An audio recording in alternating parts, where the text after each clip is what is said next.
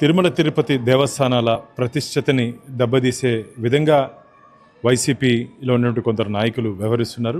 ఇటువంటి సంఘటనలో పూర్వఫలాలు మనం కానీ పరిశీలించినట్టయితే తిరుమలకు వచ్చినటువంటి ఆ ముస్లిం వ్యక్తి నేను నమాజ్ చేసుకోవాలని అడిగితే అక్కడుంటి ఫోటోగ్రాఫర్ ఫోటో స్టూడియోలో ఉన్న వ్యక్తి ఇక్కడ నియమ నిబంధనలు ఒప్పుకోవు, నువ్వు చేయకూడదని చెప్పాల్సింది పోయి నువ్వే అక్కడ చేసుకో అని చెప్పి ఆయన చేసుకోమని చెప్పి ఇతను దాన్ని షూట్ చేసే కెమెరాలో తిరిగి దాన్ని సోషల్ మీడియాలో పెట్టడం ఉన్నటువంటి ఆంతరాయం అర్థమైపోతుంది. అంటే ఉద్దేశపూర్వకంగా వారిని చేయమని చెప్పి దాన్ని సోషల్ మీడియాలో పెట్టి తిరుమల ప్రతిష్టత ఎన్డీఏ కూటమి వచ్చిన తర్వాత ఇక్కడ శాంతి భద్రతలు లేదు, పోలీస్ లేదు, విజిలెన్స్ లేదని చెప్పి ఒక తప్పుడు సమాచారాన్ని గోవింద భక్తుల్లో తీసుకోవాలని చెప్పి ఒక దురుద్దేశంతో చేసినటువంటి కార్యక్రమంగా నేను భావిస్తున్నాను. గత నెల ముందు కూడా తిరుపతి గోశాలలో ఇక్కడ అన్నీ జరిగిపోతున్నాయని చెప్పి ఒక అసత్య ప్రచారాన్ని కరుణాకర్ రెడ్డి గారు తీసుకుని వెళ్ళడం జరిగింది.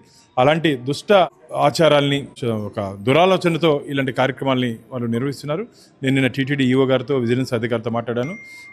ప్రార్థన చేసిన వారి మీద, చేయించిన వారి మీద క్రిమినల్ కేసులు పెట్టాలని చెప్పి భవిష్యత్తులో ఇలాంటివి జరగకుండా ఖచ్చితంగా కఠినమైన చర్యలు మేము తీసుకోబోతున్నాం. ఖచ్చితంగా నేను విజిలెన్స్ అండ్ పోలీస్ వారికి చెప్పడం జరిగింది. వారిని అదుపులో తీసుకొని విచారణ చేపట్టమని. మా విజువల్ సీసీ కెమెరాలో కూడా ఈయన తప్పించుకోవడానికి లేదు ఫోటోగ్రాఫర్. అతను అడిగినప్పుడు ఇతను వారికి సూచనలు ఇచ్చినట్టు సీసీ కెమెరాలో కూడా కొన్ని ఆధారాలు ఉన్నాయని చెప్పి చెప్పడం జరిగింది. కాబట్టి పూర్తి సాక్ష్యాధారాలతో ఎవరిని మాకు కక్ష సాధింపు ధోరణి లేదు. తప్పు చేసిన వాడిని ఖచ్చితంగా శిక్షించాలని చెప్పే మనస్తత్వంతో పనిచేసినటువంటి ప్రభుత్వం మాది. కాబట్టి తిరుమల క్షేత్రంతో దయచేసి రాజకీయాలు చేయొద్దండి.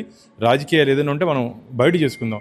మీరు ఇప్పటికే ప్రజలు చేదరించిన తర్వాత ఏం చేయాలో మతి భ్రమించి ఈరోజు ఈ సెంటిమెంట్ ఇష్యూని తీసుకొని వచ్చి గోవింద భక్తుల్ని ఒక అయోమయంలో ఆందోళనలో చెందే విధంగా మీరు ప్రయత్నం చేసుకున్నారు. మీ పనులు సాగనివ్వం. ఖచ్చితంగా ఎవరైనా ఇలాంటి ఉసిగలిపితే వారి మీద క్రిమినల్ చర్యలు తీసుకునే దిశగా మేము ముందుకు పోతున్నాం.